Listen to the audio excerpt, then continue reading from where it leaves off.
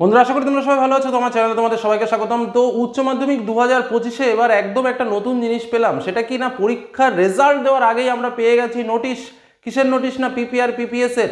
অর্থাৎ রেজাল্ট বেরোনোর পর তোমার যদি মনে হয় যে তোমার রেজাল্ট তোমার মনের মতো হয়নি, আরও নম্বর বাড়তে পারতো, বা আরও নম্বর আমাকে দিলে আমি পাস করে যেতাম, বা আমার ফার্স্ট ডিভিশন নম্বর হতো, বা আমার স্টার মার্ক হতো, বা যাই হোক তোমার মনের মতো নম্বর আরেকটু হলেও ভালো হতো, এরকম যদি মনে হয় তাহলে একটা অপশান থাকে রেজাল্ট বেরোনোর পর, যেটার নাম হচ্ছে পিপিআর এবং পিপিএস। যে অ্যাপ্লিকেশনের মাধ্যমে তুমি বাড়িয়ে নিতে পারো তোমার নম্বর। সেই যে অ্যাপ্লিকেশনের প্রসেস বা কখন কি সেই অ্যাপ্লিকেশন করতে হবে তার সম্পূর্ণ পূর্ণাঙ্গ নোটিশ এসে পৌঁছেছে আমাদের হাতে।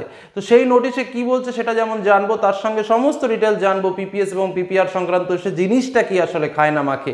তো পিপিএস, এস পর মনে রাখবে স্ক্রুটিনি। অর্থাৎ তুমি যে পরীক্ষাটা দিয়েছিলে পরীক্ষার খাতায়, সেখানে যে নম্বরগুলো দেওয়া হয়েছে সমস্ত নম্বরগুলো দেখবে যে ঠিকঠাকভাবে নম্বর দেওয়া হয়েছে কিনা, এবং নম্বরটাকে যোগ করে দেখা হবে।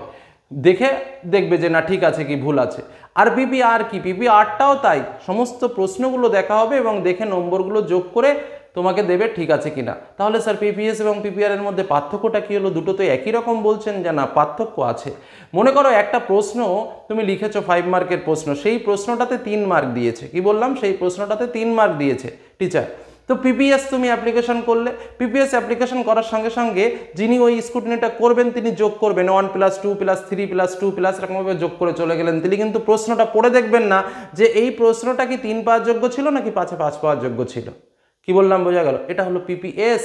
আর তুমি যদি পিপিআর অ্যাপ্লিকেশন করো তাহলে কি হবে যে না, তোমাকে যে 3 মার্ক দিয়েছে সেটা দেখার কি দরকার নেই যে 3 পেয়েছো কিনা।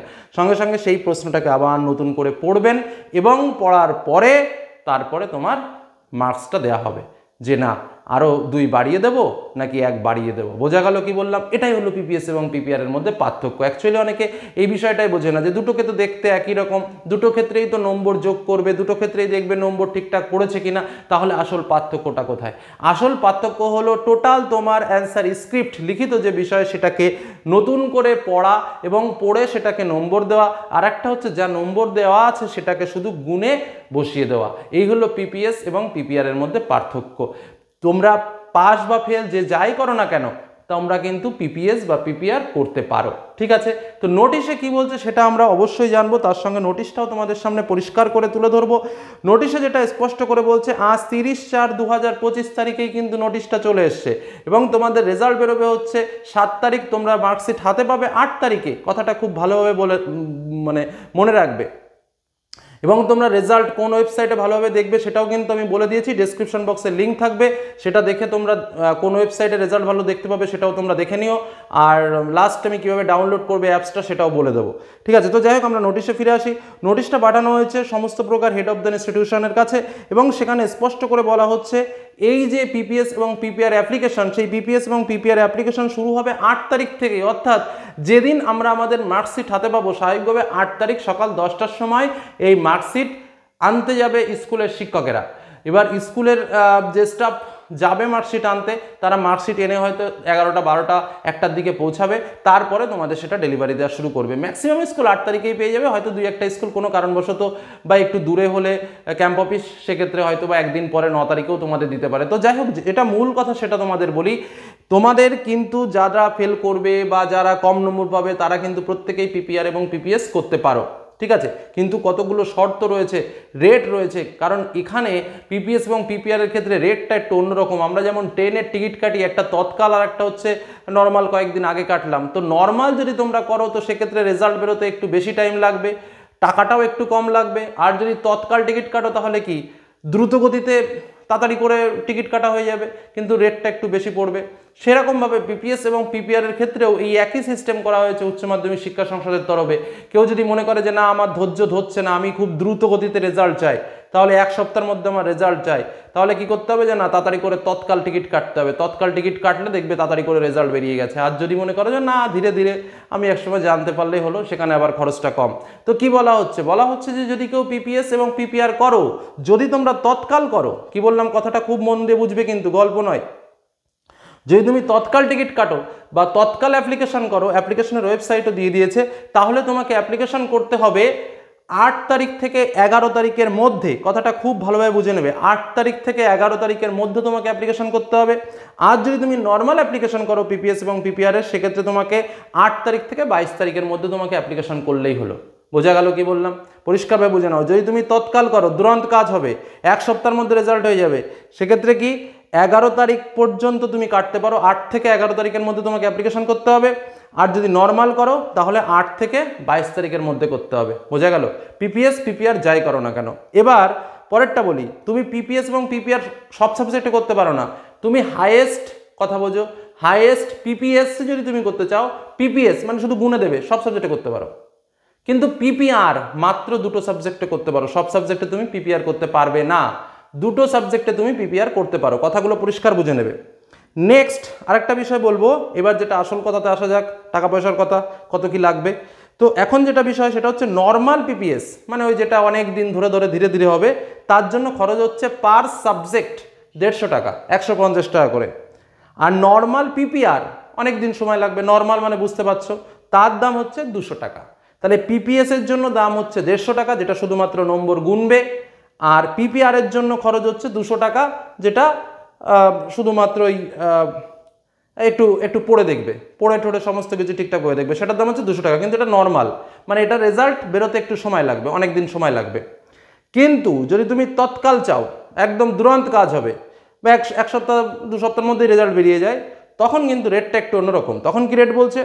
বলছে তৎকাল পিপিএস রেস 600 টাকা হচ্ছে তৎকাল পিপিএস এর রেট। আর তৎকাল পিপিআর তার রেট হচ্ছে 800 টাকা। বোঝা গেল কি বললাম? অর্থাৎ একটা সাবজেক্টে 800 টাকা, 2টো সাবজেক্ট করলে 1600 টাকা, মানে ভালোই টাকা পয়সা লাগবে যদি পিপিএস পিপিআর করতে যাও। তো এই হলো আমাদের কাছে তথ্য রয়েছে, এবং বলছে পিপিএস এবং পিপিআর রেজাল্ট, নর্মাল রেজাল্ট বেরোবে তোমার 1 মাসের মধ্যে। অনেকে বলতে পারে স্যার নর্মাল রেজাল্টটা কবে বেরোবে? নর্মাল রেজাল্ট এখানে বলছে the result of normal PPS PPR may be declared within 1 month from the cut off date of submission of application. ঠিক আছে, মানে 1 মাসের মধ্যে বেরোবে, ধরে রাখো লাস্ট ডেটের থেকে। আর তৎকালটা বেরোবে হচ্ছে কি, একদম লাইনটা আমি পড়ে দিই, the result of Tatkal PPS PPR will be published within 7 days from the date of receipt of online application. যাই হোক, বলছে যে অনলাইন অ্যাপ্লিকেশন রিসিভের পরে, আমরা লাস্ট ডেটের পরেই ধরলাম, মানে মোটামুটি 10 দিনের ভিতরে তোমরা দেখতে পাবে। তো এই হলো সম্পূর্ণ নোটিশ। তো আমি তোমাদের সামনে নোটিশটা একবার একটা, যেহেতু আমি সম্পূর্ণ কিছুই তোমাদের সামনে বলে ফেলেছি, আর নতুন করে কিছু বলার নেই, তাই আর নতুন করে নোটিশটা পড়ে দেখালাম না, কারণ নতুন করে নোটিশটা পড়ে দেখাতে গেলে আবারও একটু সময় লেগে যাবে।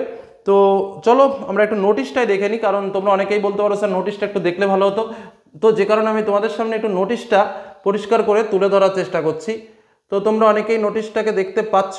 এই হলো আমাদের সেই নোটিশ, যে নোটিশের মাধ্যমে কিন্তু সম্পূর্ণ তথ্য আমি তোমাদের সামনে শেয়ার করলাম। ঠিক আছে, তো আশা করি তোমরা বিষয়গুলো বুঝতে পেরেছো। এছাড়াও যদি কোনো বিষয় জানার প্রয়োজন থাকে তো অবশ্যই আমাকে কমেন্ট সেকশনে কমেন্ট করো, চেষ্টা করব সমস্ত প্রশ্নের উত্তর তোমাদের সামনে তুলে ধরার। তো আজকের মতো এখানেই শেষ করলাম। সকলে ভালো থেকো, সুস্থ থেকো, সাবধানে থেকো। আর যে লিঙ্কের আমি দিয়েছি সেটা ডেসক্রিপশন বক্সে থাকবে, আর তার ডেমোটি তোমরা দেখে নাও যারা ডাউনলোড করতে পারবে না। তো স্বাভাবিকভাবে আমরা প্রথমে প্লে স্টোরে যাব, যেটা আমাদের সবারই পরিচিত। তো ওখানে যে সার্চ অপশানটা রয়েছে, স্বাভাবিকভাবে সেই সার্চ অপশানে যাব এবং সেখানে লিখব West Bengal board result 2025। West Bengal board result 2025 লিখে সার্চ করার সঙ্গে সঙ্গে এরকম আমরা পেয়ে যাব যে ছবিটা তোমরা দেখতে পাচ্ছ, এরকমই একটা ছবি। তারপরে যথারীতি এখানে রেটিং দেওয়া আছে, তোমরা এই অ্যাপসের রেটিং এখন দিলেও দিতে পারো বা পরবর্তীতে দিলেও দিতে পারো, জাস্ট এখানে রেটিংটা দিতে হবে। তো যাই হোক, সেই অ্যাপসটাকে আমাদের ইনস্টল করতে হবে, ইনস্টলের জন্য একটু সময় লাগছে যথারীতি। তো এরকমভাবে ইনস্টলটা আমরা করে নেব, তার মধ্যে একটু করে নিলাম। যাই হোক, তো ইনস্টল হয়ে গেলে স্বাভাবিকভাবে আমরা এটাকে ওপেন করব। তো ওপেন করলেই কিন্তু আমাদের সামনে অ্যাপসটা খুলে যাবে। এখানে দেখো লেখা রয়েছে 10th রেজাল্ট 2025। এটাতে ক্লিক করলেই যখন আমাদের রেজাল্ট বেরিয়ে যাবে তখন চেক রেজাল্ট নাও অপশানে ক্লিক করলেই যথারীতি শুধুমাত্র রোল নম্বর পুট করলেই কিন্তু আমরা আমাদের সম্পূর্ণ রেজাল্ট দেখতে পাবো, প্রত্যেকটা সাবজেক্টের প্রত্যেকটা নম্বর এবং গ্রেড সহ। এই হলো আমাদের অ্যাপসের ঠিকানা, ডেসক্রিপশন বক্সে দেওয়া থাকবে।